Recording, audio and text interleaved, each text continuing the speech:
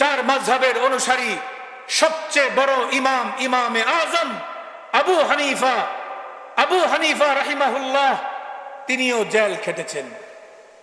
তিনি জেল খেটেছেন। তাকে তৎকালীন সময়ের শাসক তাকে বললেন, আপনি বিচারকের দায়িত্ব পালন করুন।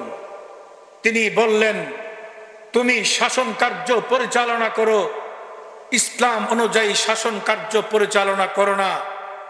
তুমি যদি আমাকে বিচারক নিয়োগ দাও তাহলে তোমার কথা শুনতে হবে, কারণ তুমি ইনসাফের সাথে দেশ পরিচালনা করো না।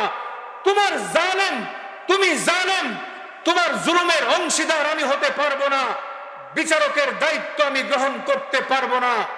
তৎকালীন সময়ের শাসক তাকে বন্দী করে, তাকে প্রতিদিন দুর্রা মেরে তাকে আঘাত করত। ইমামে আজমকে, আবু হানিফা রাহিমাহুল্লাহকে জেলখানায় নির্যাতন করে জেলখানায় তাকে শহীদ করা হয়েছিল। আজকে এক শ্রেণীর আলেম নামের কলঙ্ক, তারা বলতে চায় যারা মজলুম হয়ে জেলখানায় নির্যাতিত হচ্ছে তারা নাকি ভুল করেছে। পরিষ্কার আমাদের বক্তব্য, ইমামে আজম আবু হানিফা যেভাবে জেলখানায় নির্যাতিত হয়ে ভুল করে নাই, ইসলামের আদর্শকে সমুন্নত করেছেন। আজকেও যারা জেল খেটেছেন, নির্যাতিত হয়েছেন, তারা ইমাম আজমের সত্যিকারের অনুসারী, তারা ইমাম আবু হানিফার সত্যিকারের অনুসারী।